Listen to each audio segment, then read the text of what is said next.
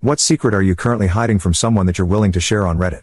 1. I've started to on occasion accidentally, but on purpose, not hang up my phone correctly when getting off a call with my daughter-in-law. I then proceed to talk to my husband about how much I enjoy talking to her, how lovely I think she is, how glad I am that our son chose her, and whatever other boost I may think she needs. She doesn't have any family that uplifts her, just the kind that tears her down. I started doing this after my son told me about his wife coming to him in full-on snot tears, because I had once butt dialed her while talking to my husband about her. She stayed on the line to hear what I really thought of her, expecting the worst because that's been her experience of family. Apparently she was quite touched by the things I said, and my son told me it gave her a confidence boost that lasted weeks. So I do it more often now. Neither of them have any idea I do it on purpose, though. They just think I'm getting old and worse at managing my tech. 2. I have a sweet one. My father is convinced that lilies were my late mother's favorite flower, because their wedding venue was filled to the brim with them and she was supposed to be the one who picked the flowers. He got her lilies for every birthday, anniversary, and whenever she was in the hospital. My mother was in poor health most of her life. When she passed away, the funeral was full of lilies, and he still sometimes puts a vase of lilies beside her urn. The thing is, my mother once confessed to me that lilies weren't her favorite flower. She was fine with them,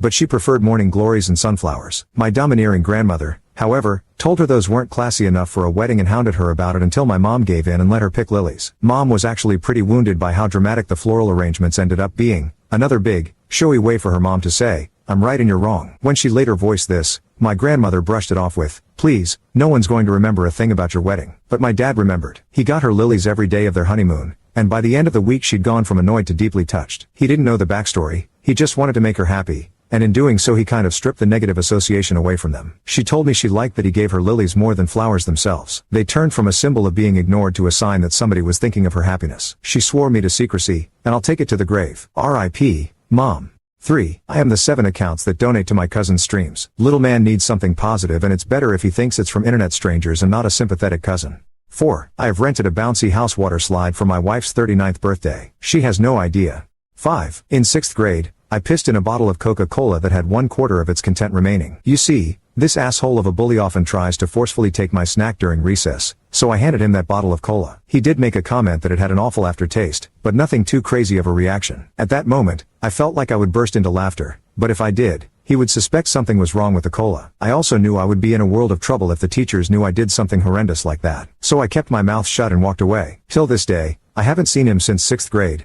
and I'm currently in my first year of college. 6. I'm not colorblind. When I was very young I didn't understand what colorblindness was. My dad is colorblind and I thought that automatically meant I was too. And apparently everybody did. I was maybe in high school before I actually took a test and I aced it. But by then all my friends had been buying colorblind compatible versions of board games and we had all sorts of inside jokes about being colorblind. Honestly, it's been a bonding moment with my friends. So I just haven't told them and I've kept up the ruse. For about 15 years now. 7. I told my best friend I won a holiday in a raffle and wanted her to come with me free of charge. We stayed in a nice hostel, did lots of fun activities and I paid for it all with a prepaid credit card from the raffle. I didn't win anything. I booked it all myself and paid everything for her because she deserved a break and I knew she couldn't afford it nor would she have accepted me paying for her. I would do it again 10x over. She deserves the absolute world.